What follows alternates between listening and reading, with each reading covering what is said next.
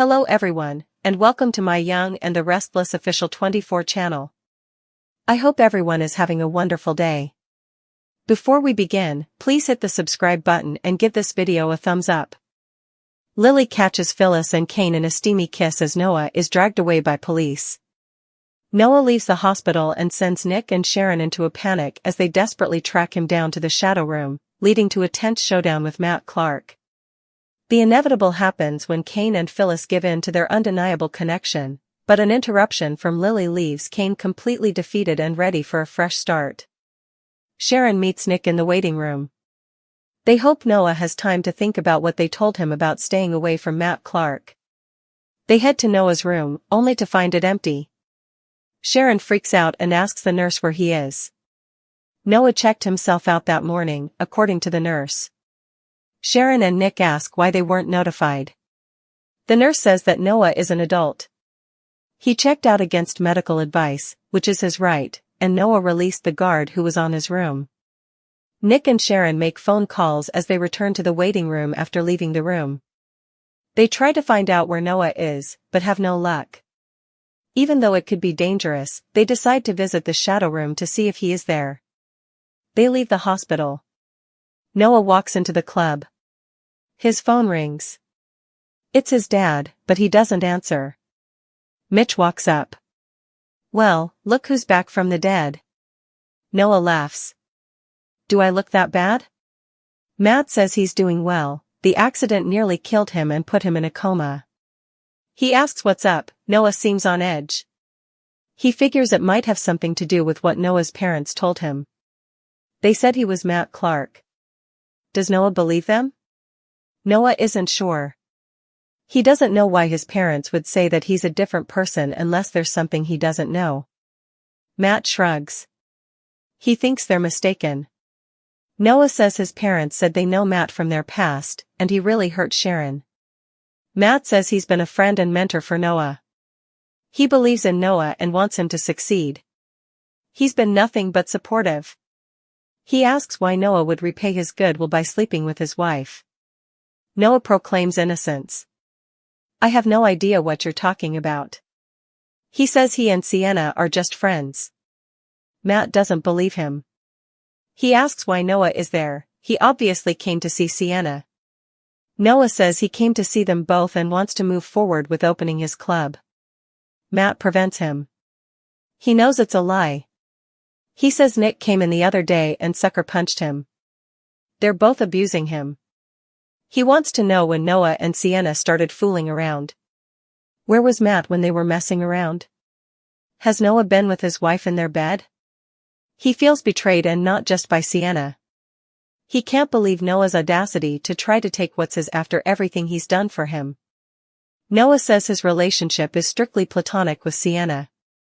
Matt says he trusted Noah, but he's a liar and a cheater. Friends respect relationships and boundaries. Noah thinks he's got it all wrong. He's sorry if he did anything to make him think he'd betray him like that, but he doesn't think he'll be able to change his mind. He walks toward the door to leave. There is Detective Burrow. He stops Noah and says it's nice to see him out of the hospital. He has some questions about the car crash that nearly killed him. Noah says he doesn't remember anything about the night of the crash. He's not sure he can be of much help.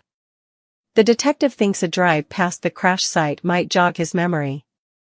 Noah protests that he has to meet his parents, but the detective insists that this isn't a request. They're going for a drive. Nate and Lily hang out in the park, talking over hot chocolates. Nate says that he heard some good news today. Cain's AI has been stolen and is being used against him. Nate Hastings and Lily Winters sit at a table in the park. Lily says she spoke to Cain about it, and he's not out for revenge. He seemed stunned, almost like he was lost. She could see how rattled he was. She saw a glimpse of the man she fell in love with, which was unexpected. Nate wonders if she feels bad for Cain. Lily shrugs. She feels bad for Cain because he lost it all. Lily talks with Nate. Nate wonders what the future holds for her with Cain. Lily is still trying to figure that out. Cain is their children's father, but she's not sure if he's changed. Nate understands it's tough for her. She loved Kane and had children with him. He thinks it's hard for her to let go of Kane because of their past. However, he has moved on from Audra and assumed that she has moved on from Kane. Lily says she can't stop thinking of Amy telling her that forgiving Kane would be good for her and the kids so they don't resent him. Nate wonders if she is forgiving Kane for what he's done. Lily leaves the park, and Nate calls Devon to let him know that Lily will be back at the office soon. They discuss some business, and Nate ends the call. Victoria Newman smiles at Nate in the park. Victoria walks into the park and says hello. She heard a rumor that peppermint hot chocolate is back, and wonders if Nate would like to join her for one. Nate agrees, and they grab hot chocolates and return to have a seat. Victoria is happy that Noah has recovered. She tells Nate that she stayed at the same hotel as Claire, who had spent some time with Holden. She thinks Claire is on the path to figuring out what she wants, but she worries about her. Victoria and Nate smile at each other. Victoria figures she must be keeping Nate from work, he's barely had any of his hot chocolate. Nate laughs, confessing this is his second cup of hot chocolate and that he simply wanted to spend more time with her. Victoria laughs. She's happy to spend time with him, too. She asks about Amy. Nate and Victoria sit on the bench with hot chocolates. Nate says Amy's responding to her cancer treatment well, and she's in LA visiting Nina. Victoria is happy to hear it. She says that she's glad that Nate was able to put all the unpleasantness with Audra behind him, and she'd be happy to help distract him. Nate wonders what she has in mind. Victoria looks Nate in the eye. Victoria says the last time they planned to have dinner, it didn't really work out because they ended up attending Danny and Christine's pre-wedding party. They could have dinner and wine tonight, though. Nate smiles. Dinner and wine sounds perfect. Lily's scandalous discovery, Matt traps Noah. Lily Winters will make a scandalous discovery while Matt Clark aka Mitch Bacall traps Noah Newman. Victoria Newman and Nate Hastings will also deal with some hot temptation, so let's talk about what's in store. YNR fans know Nate and Victoria have been rebuilding their friendship lately, but we can't forget they're also former flames. There's still some powerful chemistry between Victoria and Nate, so they'll have a hard time overlooking that on Friday's show. The more bonding sessions Nate and Victoria have, the more difficult it'll become to fight the hot temptation that's developing. Victoria and Nate may not be willing to surrender to it just yet since she's still grieving Cole Howard, but a sizzling reconnection may happen sooner or later. Until then, we should discuss another pair of tempted characters. Phyllis Summers and Kane Ashby have been doing a strange dance with each other for a while now, but they finally seem poised to cross a risky line. The Young and the Restless spoilers say Lily is on the verge of a scandalous discovery involving Kane and Phyllis, so what exactly will she see? Will Lily witness a kiss or at least an almost lip lock? Lily might even spot Kane heading in Phyllis's suite for some bedroom passion, so that's something to keep in mind. Regardless, Kane may face another setback when it comes to Lily and his reunion chances thanks to Phyllis. In Los Angeles, Noah could be in grave danger after Detective Burrow gets rid of his guard like Matt aka Mitch demanded. That could give Matt an opportunity to slip in Noah's room under the guise of checking on him. Based on Matt's demeanor during this conversation, Noah may ultimately realize Sharon Newman and Nick Newman were right to warn him. Lily catches Phyllis and Kane in a steamy kiss as Noah is dragged away by police. The entire day in Genoa City unravels like a storm that no one can outrun, and every character finds themselves pulled into chaos, temptation, betrayal, and a flood of long-buried emotions. Sharon meets Nick in the waiting room, still shaken from their conversation with Noah the night before, still hoping against logic that he was finally starting to understand the danger he was in by staying anywhere near Matt Clark.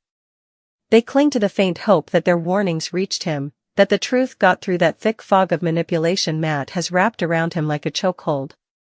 They head to Noah's room together, bracing for a long talk, only to step inside and find it empty, the bed made, the machines unplugged, the room clinically silent in a way that feels like a punch to Sharon's stomach.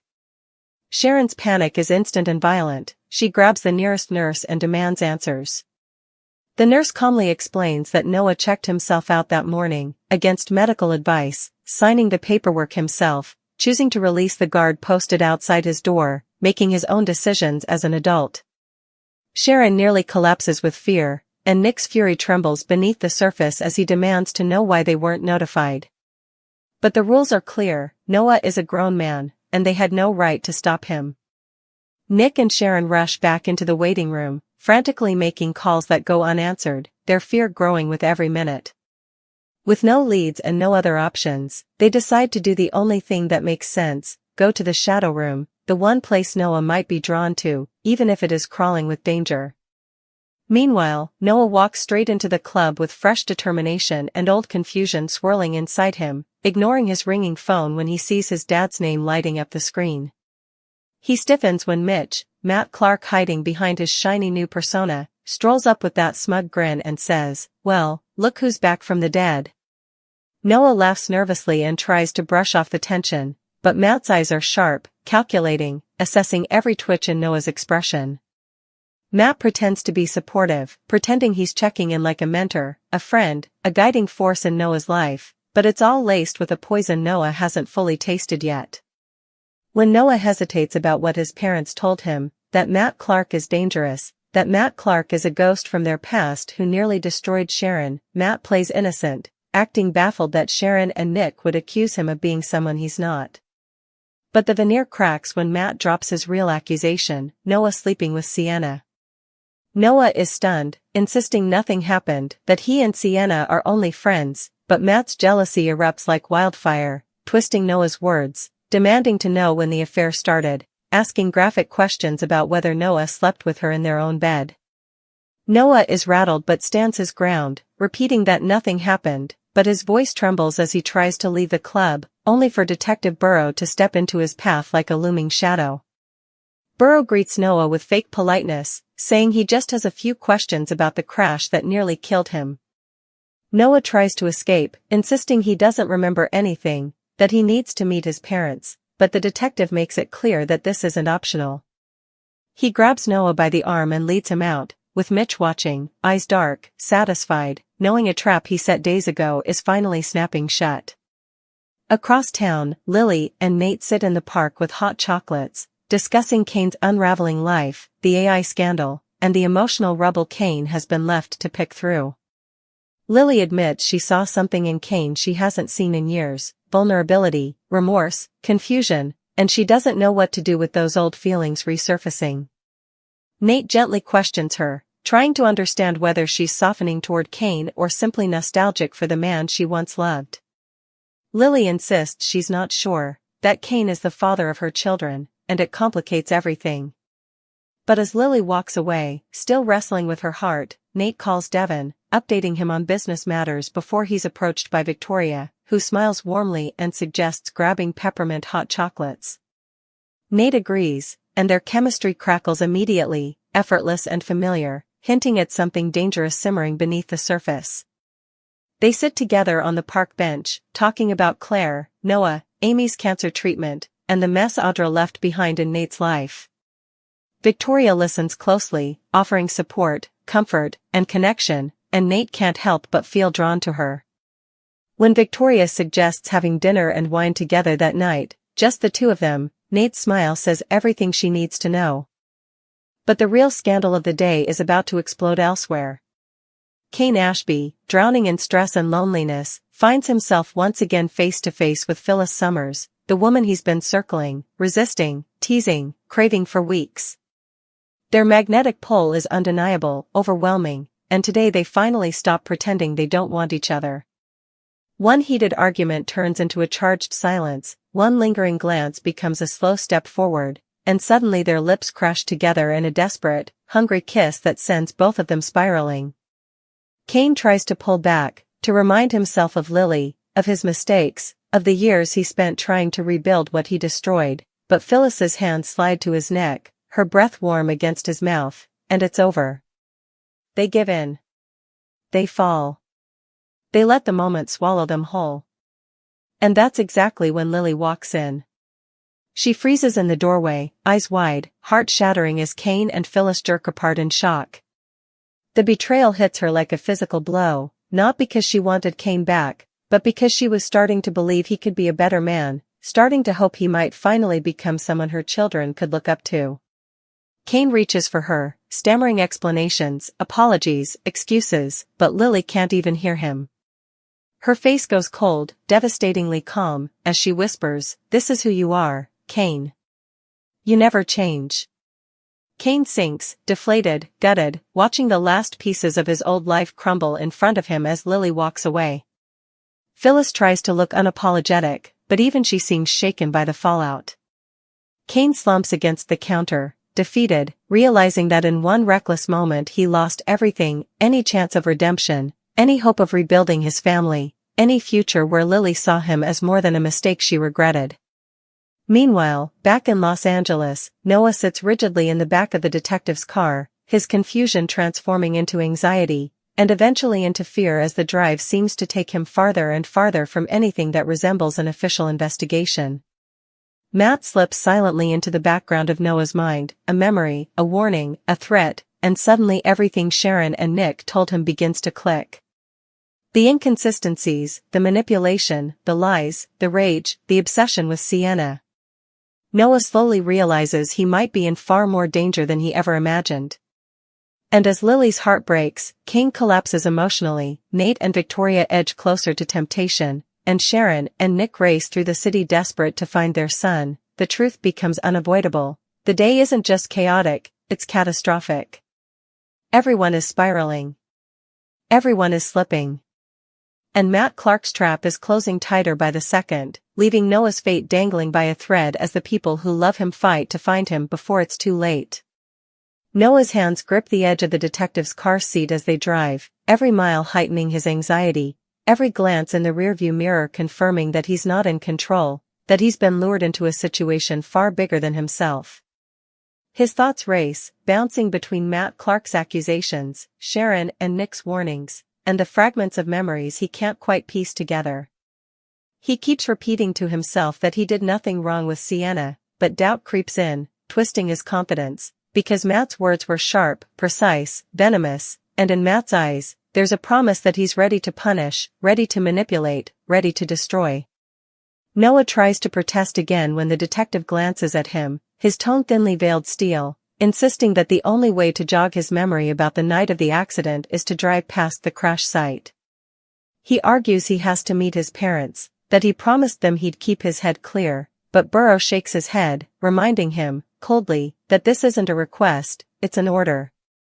Noah's chest tightens, panic threatening to choke him, and he realizes he's trapped, no way back, no backup, no shield against Matt's looming presence.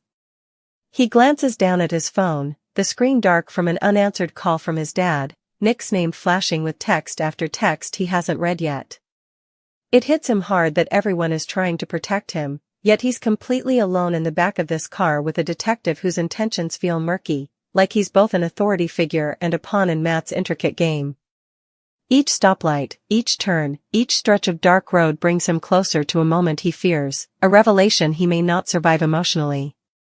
And Matt, silent in the background, watching, waiting, knowing that when Noah is forced to confront the past, there will be no ally to save him.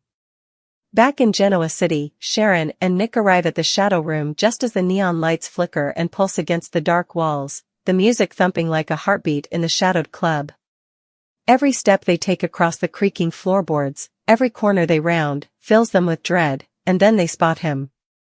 Noah, leaning against the bar, tense, restless, caught between confusion and fear. Their relief is immediate, but Nick's protective instincts surge into overdrive. He pushes past the crowd, grabbing Noah's shoulder, grounding him in reality, while Sharon wraps her arms around him in a desperate hug that shakes with both fear and love. "Noah," Sharon whispers, voice trembling, "you can't do this alone. You have to listen to us, you have to stay away from him." Noah looks at them, guilt and frustration in his eyes, and he tries to explain, tries to argue, tries to convince them that nothing happened with Sienna, that he's not the person Matt says he is, but the words feel hollow, small against the enormity of Matt's shadow looming over him, the accusations, the chaos, the danger that is closing in from all directions.